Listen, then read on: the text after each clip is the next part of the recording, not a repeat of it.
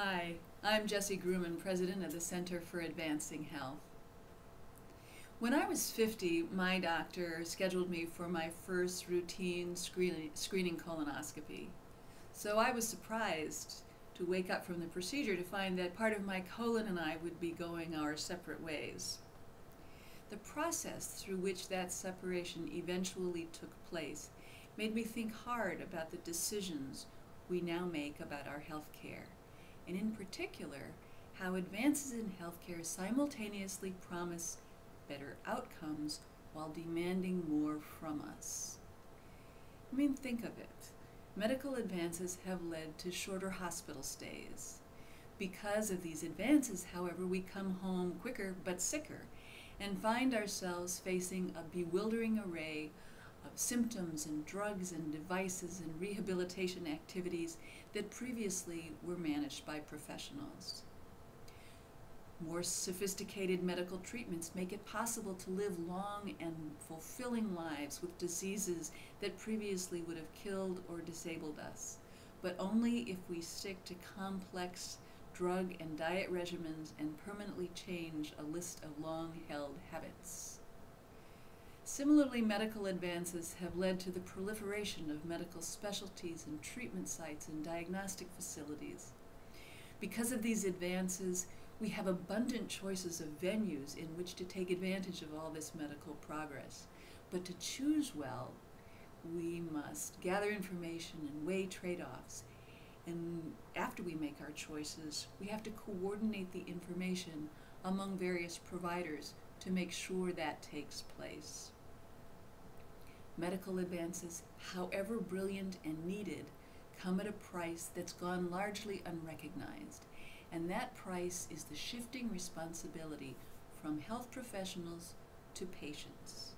And this shift means that without our active, informed participation, all that beautiful science, all those marvelous drugs and devices, and all that specialized training of experienced professionals will fall far short of achieving their potential.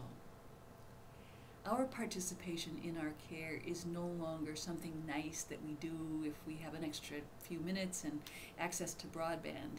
It is now necessary if we're going to benefit from the care available to us.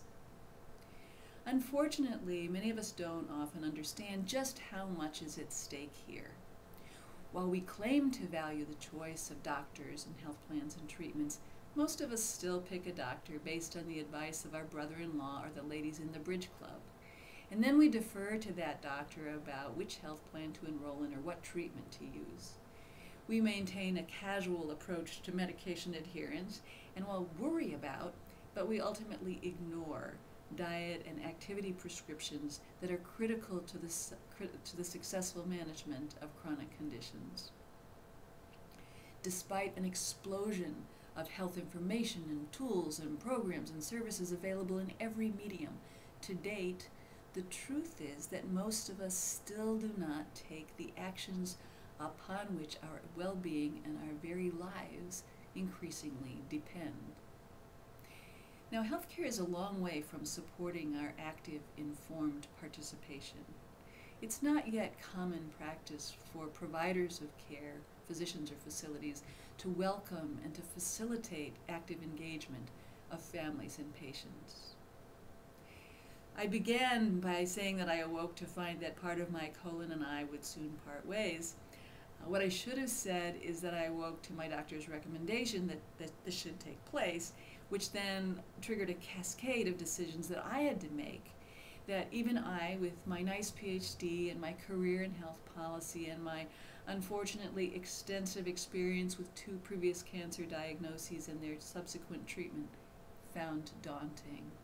I was constantly surprised by what I was expected to know and do for myself in order to get safe, decent care.